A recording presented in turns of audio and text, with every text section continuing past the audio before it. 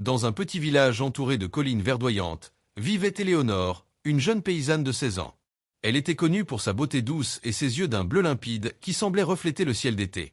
Orpheline de mère depuis l'âge de 10 ans et élevée par son père, un humble fermier, Éléonore menait une vie simple, rythmée par le travail des champs et la prière. Cependant, son destin allait être bouleversé par une nouvelle qu'elle n'aurait jamais pu imaginer. Le roi du royaume voisin, un homme cruel et capricieux nommé Armand, avait décidé que sa couronne devait être renforcée par une alliance stratégique.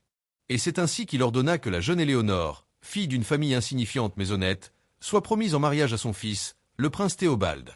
Théobald était réputé pour sa froideur et sa violence, et tous ceux qui le connaissaient évitaient son regard, comme si un mauvais présage se cachait derrière ses yeux sombres. Éléonore, effrayée, tenta de fuir, mais son père la supplia de ne pas désobéir au roi. « Ma fille, il ne s'agit pas de nous, mais de notre royaume. Si tu refuses, nous serons tous punis, » lui dit-il en tremblant. Déchirée, Éléonore se résigna à suivre la délégation royale jusqu'au château. Sur le chemin, elle remarqua les regards appuyés des villageois, certains empreints de pitié, d'autres de jalousie, et elle comprit qu'elle quittait pour toujours sa vie innocente. Le château du prince Théobald était immense et froid. Les murs de pierre semblaient aspirer toute chaleur et espoir. Lorsqu'Éléonore fut présentée au prince, celui-ci esquissa un sourire glacial, presque méprisant. « Alors, c'est toi » murmura-t-il, comme si la simple vue de la jeune paysanne était une offense. Éléonore, tremblante mais digne, inclina la tête et répondit « Oui, votre Altesse ». Les premiers jours furent un calvaire. Théobald la traitait avec indifférence, parfois avec cruauté, et le château résonnait de murmures sinistres sur le sort des filles promises à la cour royale. Éléonore, malgré la peur, trouvait refuge dans le jardin du château, où les fleurs semblaient seules comprendre sa détresse. Là, elle rencontra une vieille nourrice, Marguerite, qui avait vu passer de nombreuses jeunes filles comme elle. Marguerite devint son alliée et sa confidente. « Ne perds jamais espoir, ma chère enfant. Même dans la nuit la plus noire, une lumière peut surgir, » lui disait-elle. Un soir, alors qu'Éléonore s'asseyait dans la bibliothèque déserte, elle entendit un cri étouffé venant des cuisines. Intriguée, elle s'approcha et découvrit un petit garçon d'environ 3 ans, caché derrière des caisses de provisions. L'enfant avait des cheveux d'un noir de jais et des yeux brillants de curiosité et de peur. Il tremblait et appelait à l'aide.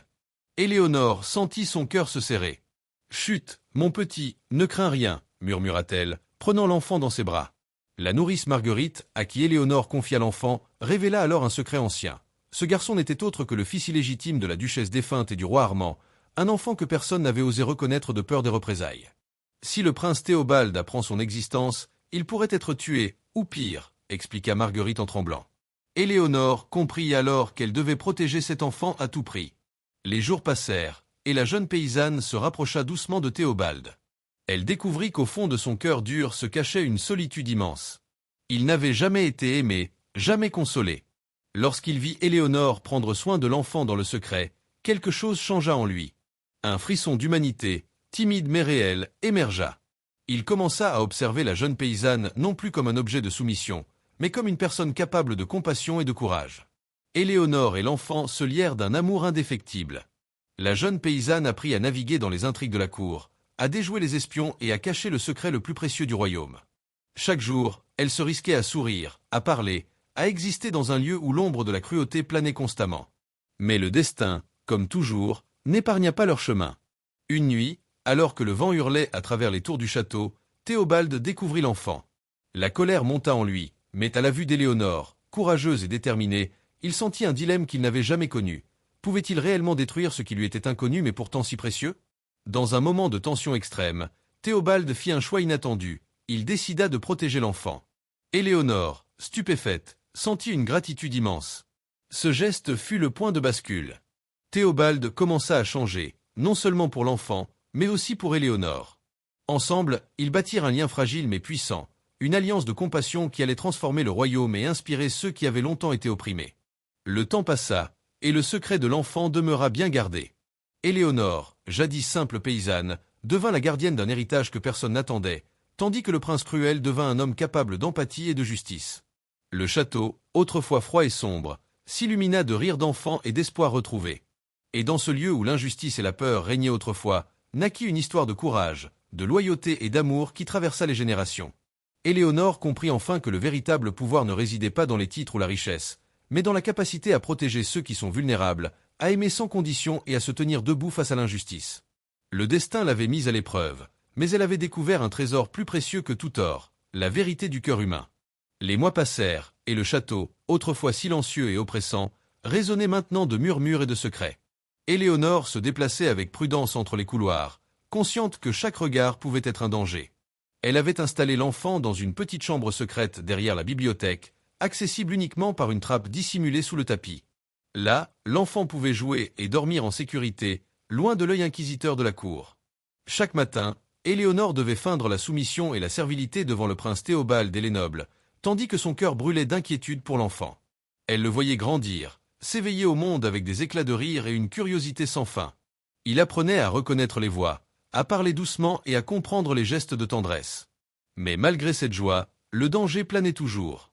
Des rumeurs couraient dans les couloirs. Certains nobles soupçonnaient qu'Éléonore cachait quelque chose, et Théobald, bien que transformé, restait un prince imprévisible et exigeant.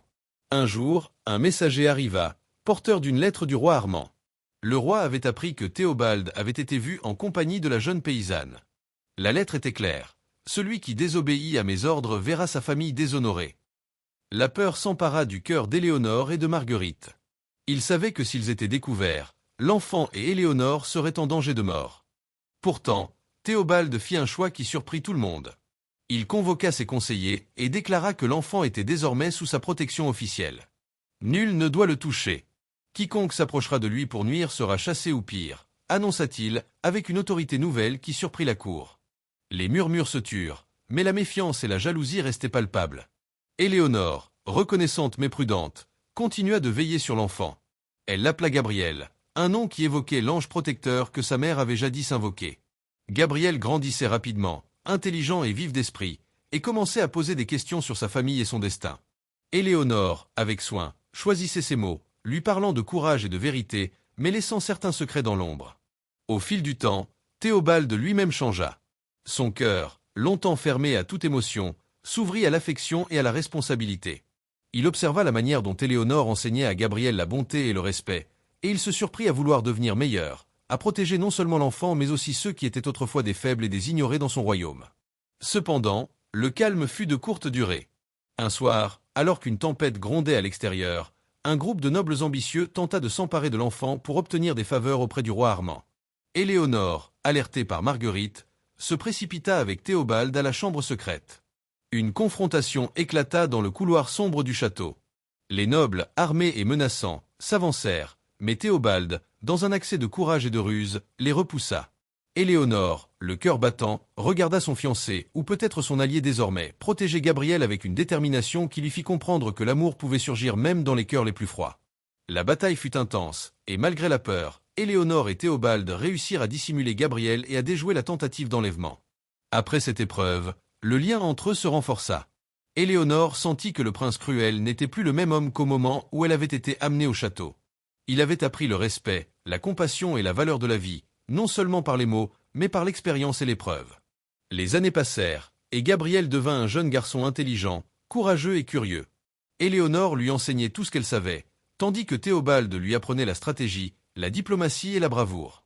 Le château, autrefois symbole de peur, devint un lieu où l'espoir renaissait chaque jour. Éléonore comprit que sa propre transformation était complète. Elle n'était plus une simple paysanne, mais la gardienne d'un héritage vivant, capable d'inspirer et de protéger.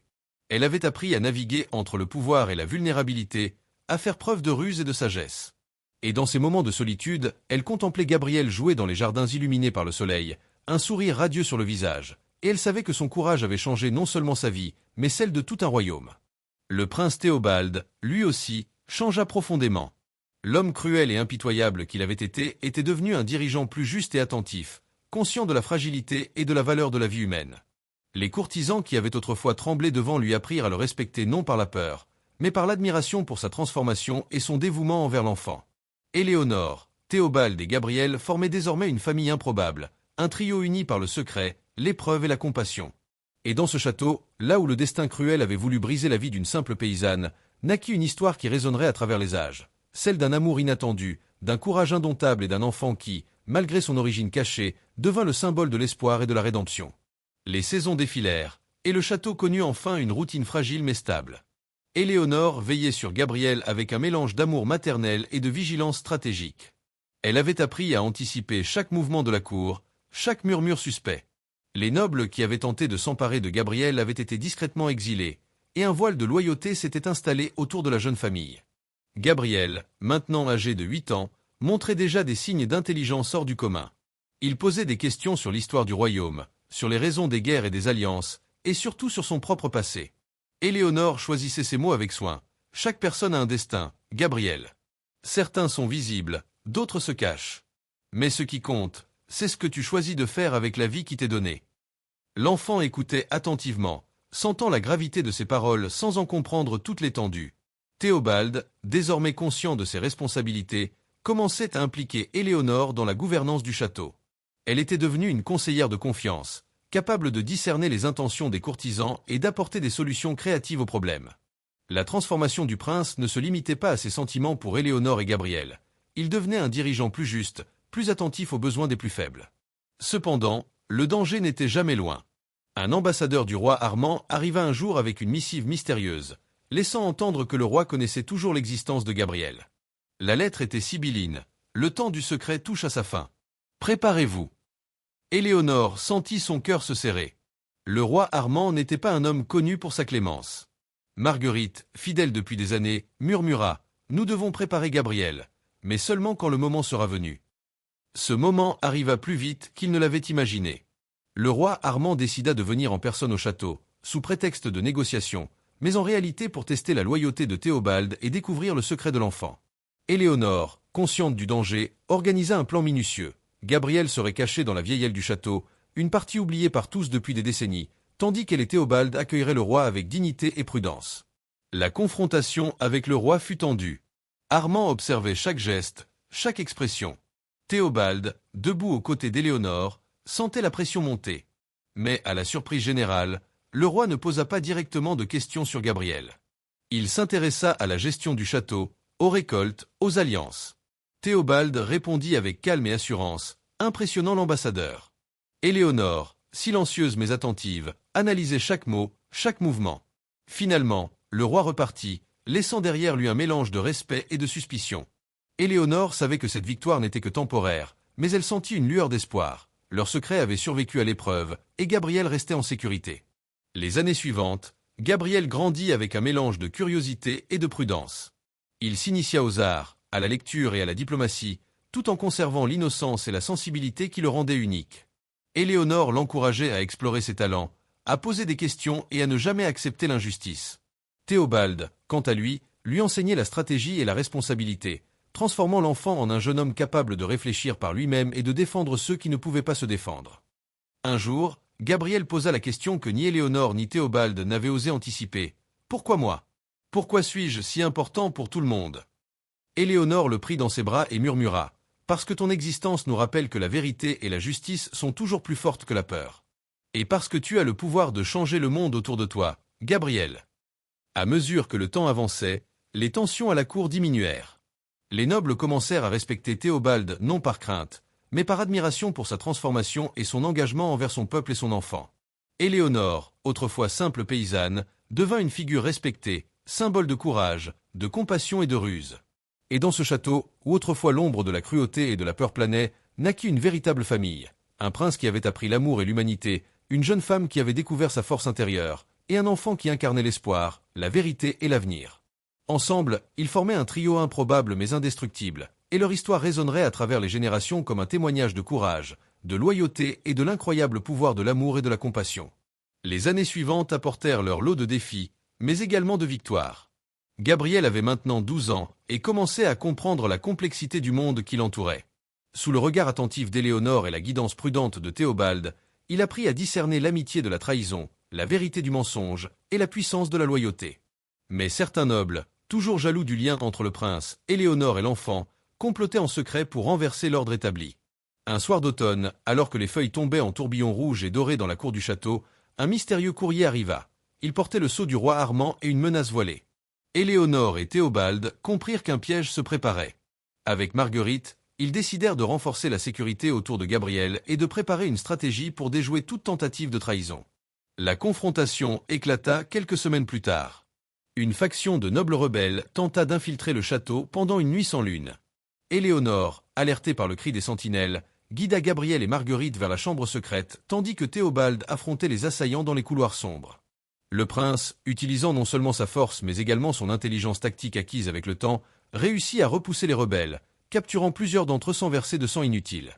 Ce soir-là, Éléonore sentit la profondeur de l'amour de Théobald. Il n'était plus le prince cruel qu'elle avait rencontré, mais un homme capable de compassion et de courage, un père et un protecteur. Gabriel, témoin silencieux de ces événements, comprit à quel point le courage pouvait se manifester sous de multiples formes.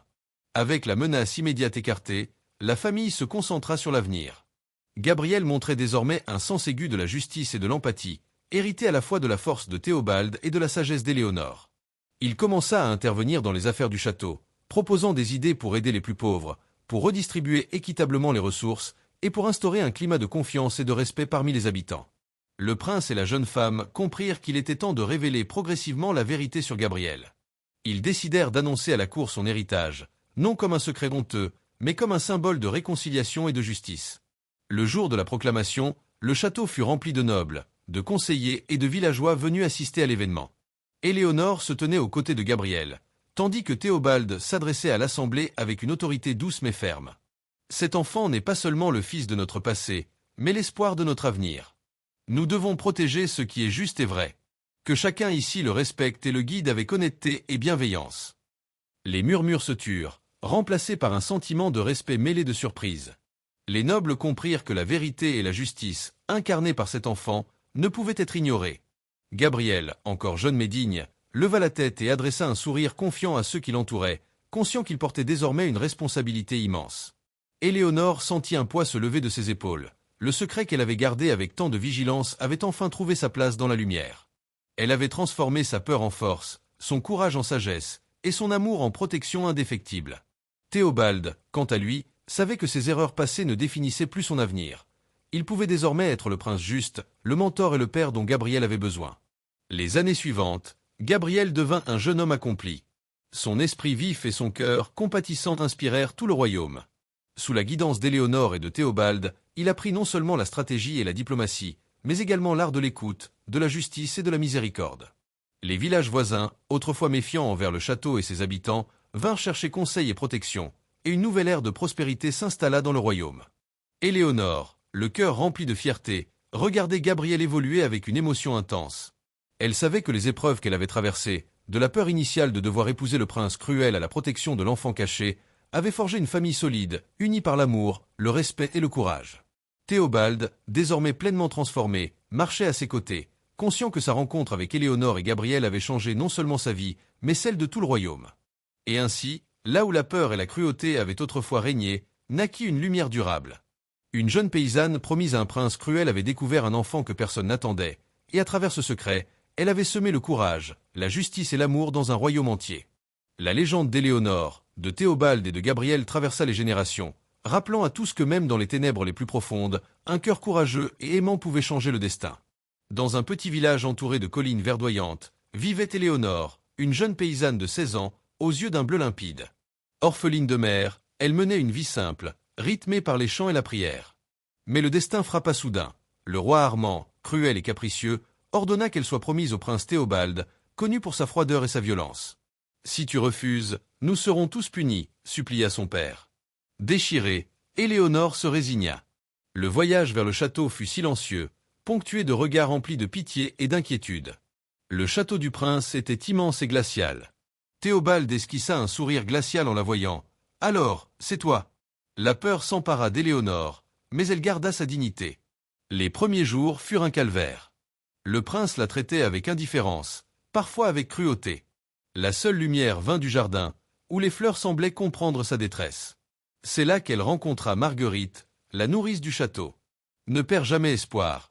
Même dans la nuit la plus noire, une lumière peut surgir, » lui murmura-t-elle.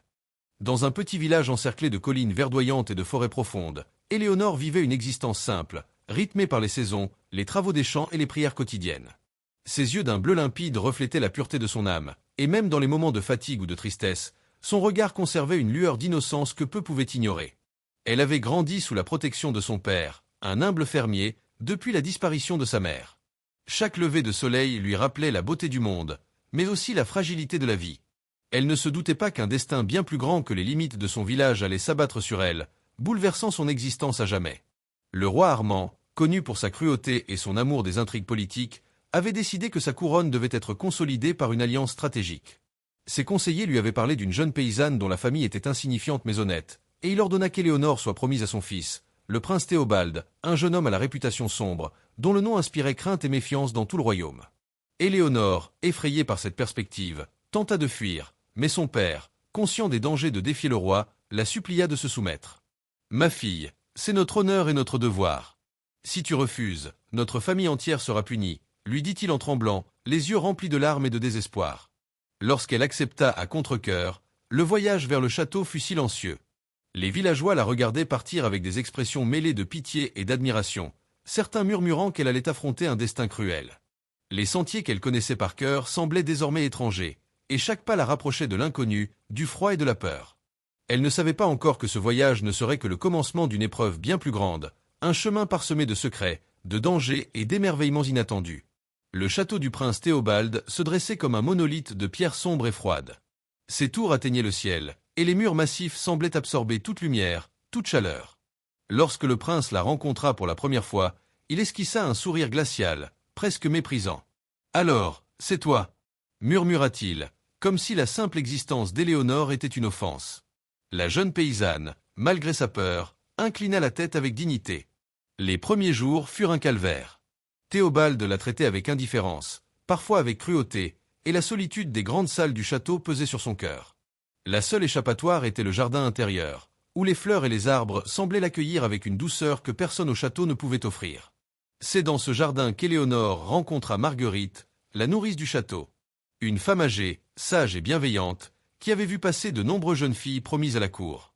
Elle devint son alliée, sa confidente et son guide. « Ne perds jamais espoir, ma chère enfant. Même dans la nuit la plus noire, une lumière peut surgir, » lui murmura-t-elle un soir, alors que le vent faisait frissonner les pierres du château. Une nuit, alors que l'orage grondait au loin et que la pluie frappait les toits avec violence, Éléonore entendit un cri étouffé provenant des cuisines. Intriguée, elle s'approcha et découvrit un petit garçon d'environ 3 ans, caché derrière des caisses de provisions, tremblant et effrayé. Ses cheveux noirs encadraient un visage innocent, et ses yeux brillaient d'une peur mêlée de curiosité. Éléonore sentit son cœur se serrer. Elle le prit dans ses bras, lui murmurant des paroles de réconfort et de protection. Marguerite lui révéla alors un secret ancien et terrifiant. Cet enfant n'était autre que le fils illégitime de la duchesse défunte et du roi Armand, un enfant que personne n'avait osé reconnaître de peur des représailles. Si le prince Théobald venait à découvrir son existence, le garçon serait en grand danger, et sa vie pourrait être menacée. Éléonore comprit que la tâche qui l'attendait dépassait de loin tout ce qu'elle avait pu imaginer. Elle devait protéger cet enfant à tout prix, le cacher dans un lieu sûr, et apprendre à naviguer dans le labyrinthe dangereux qu'était la cour du prince. Elle le nomma Gabriel, un nom symbolique, rappelant l'ange protecteur de sa propre enfance. Les jours suivants furent un apprentissage de vigilance, de courage et de ruse. Éléonore installa Gabriel dans une chambre secrète derrière la bibliothèque, accessible uniquement par une trappe dissimulée. Chaque matin, elle feignait la servilité et la soumission devant Théobald et la cour, tandis qu'elle nourrissait l'enfant, lui racontait des histoires et lui apprenait les règles du secret.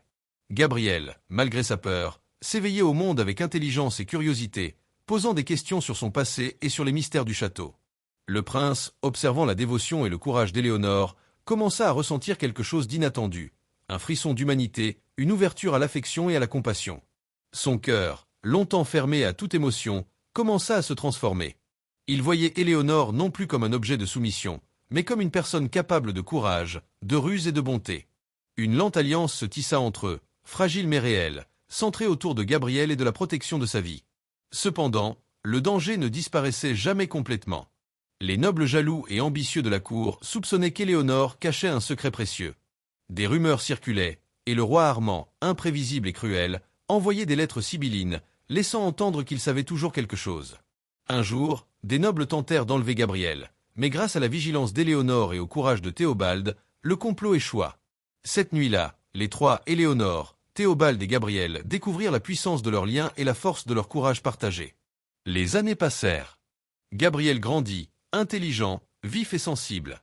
Éléonore lui enseignait la bonté et la prudence, la diplomatie et la vérité, tandis que Théobald lui apprenait la stratégie, la bravoure et la responsabilité.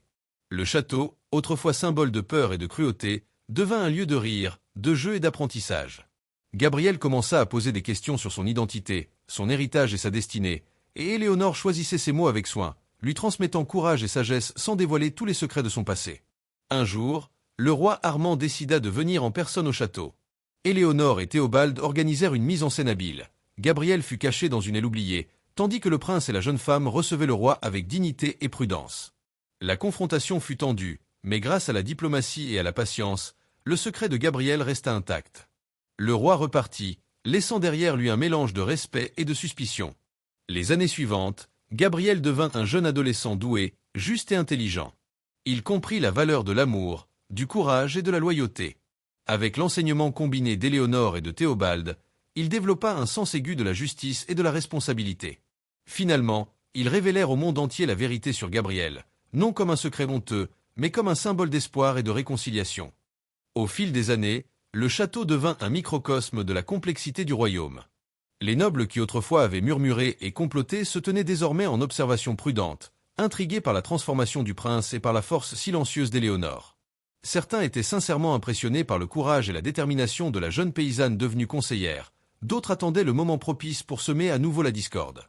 Mais Éléonore, guidée par Marguerite et par son propre instinct, avait appris à déjouer chaque manœuvre, à anticiper chaque traîtrise.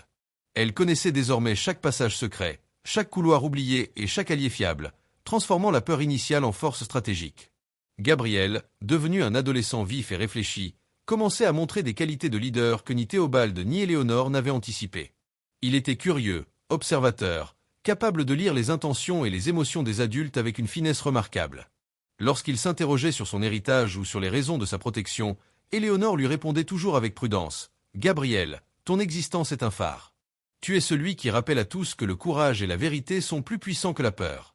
Mais certaines réponses viendront avec le temps, et certaines épreuves te rendront plus fort. » Le prince Théobald, quant à lui, continuait son chemin de transformation. Sa cruauté passée s'était muée en une autorité empreinte de justice. Il n'était pas devenu parfait. Parfois, la colère le traversait encore, et il lui arrivait de douter de ses décisions. Mais il avait appris à écouter, à observer et à s'appuyer sur Éléonore et Marguerite pour prendre des décisions éclairées. Le château, autrefois régi par la peur, était désormais un lieu où la loyauté et le respect primaient sur l'intimidation et la violence. Un nouvel enjeu surgit lorsque des émissaires de royaumes voisins vinrent au château, prétendant offrir des alliances, mais en réalité testant la solidité de la famille formée par Théobald, Éléonore et Gabriel. L'un de ces émissaires, ambitieux et manipulateur, tenta de semer la discorde entre Théobald et Éléonore en insinuant que l'enfant n'était pas digne de confiance et qu'il devait être placé sous tutelle royale stricte.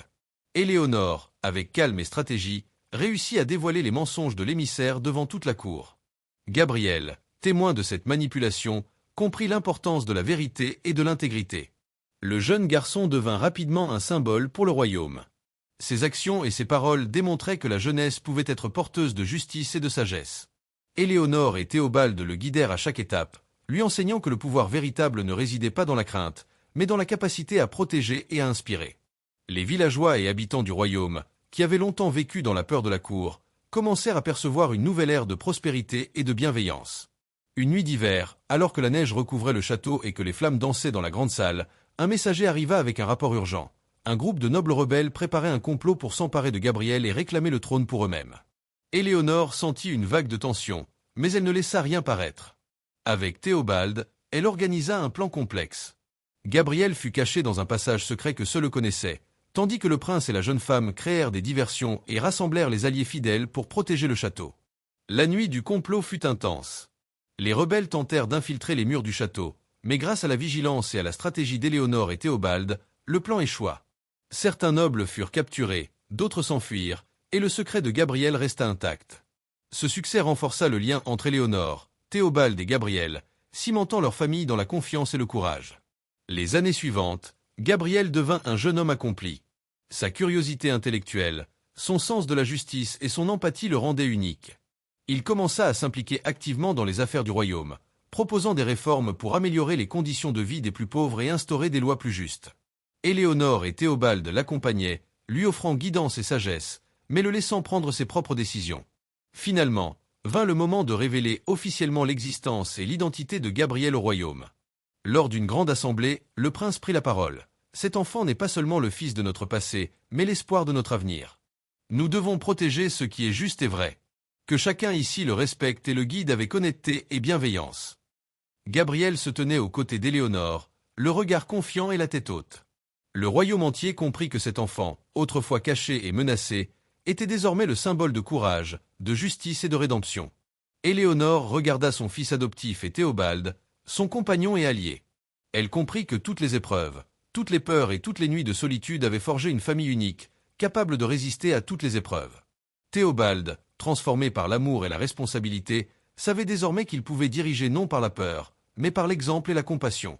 Gabriel, jeune homme courageux et juste, devenait le futur leader du royaume, porteur de valeurs d'humanité et de sagesse.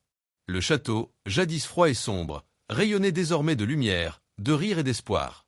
Les murs, témoins de tant de secrets et de souffrances, semblaient eux-mêmes respirer la nouvelle ère qui s'installait. Les villageois, les nobles et les habitants du royaume percevaient ce changement. La force, la loyauté et la justice pouvaient triompher de la peur et de la cruauté.